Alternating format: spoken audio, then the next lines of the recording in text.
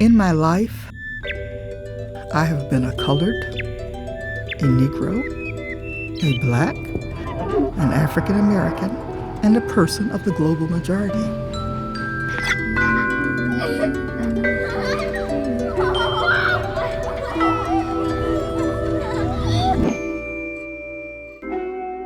This is my reflection as a colored girl.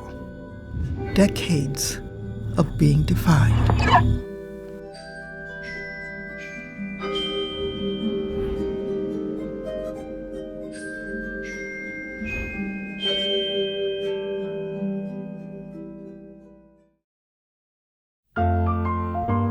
I was born May 2nd, 1945. The C on my birth certificate symbolized the life planned for me. As a colored, I was born into a society that would not recognize my beauty, my intelligence, or my humanity. I grew up in the Jim Crow South. For those first 16 years, Jim Crow laws and customs required me to experience segregation and discrimination in almost all aspects of life outside of my own community. I was expected to keep my place in the racial hierarchy, whites over colored. In 1962, I went up north to college, where I hoped to evolve from a colored to a capital N Negro. But even at Western Michigan University in Kalamazoo, we were considered Negroes with a lowercase n. We were still socially and culturally separate and considered intellectually inferior by our white teachers and students. Then, in 1966, civil rights activist Stokely Carmichael shouted, "Black Power!"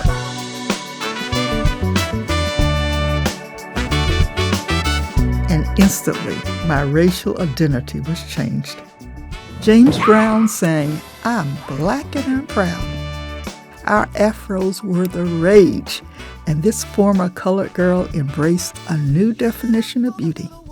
The Black Power movement throughout the 60s and 70s promoted racial pride and self-respect, and it recognized the vitality of our culture and the importance of my own community.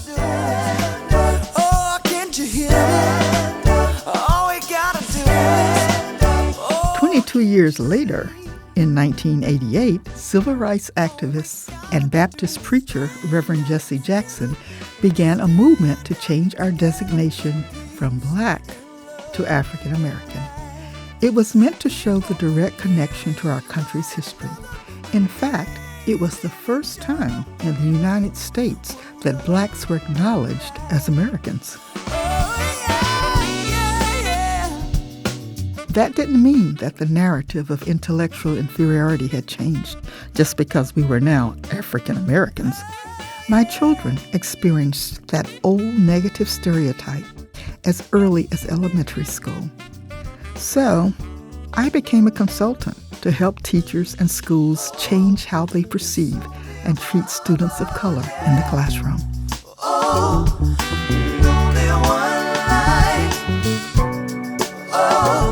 Today, I mark the other box, no longer bound by any social construct that accepts white superiority as the norm.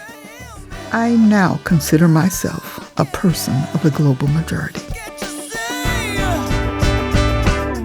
Here in the United States, everything I learned as a colored, as a Black, as an African American, and as a person of the global majority allows me to fearlessly embrace my cultural heritage, a heritage that has sustained my people over 400 years.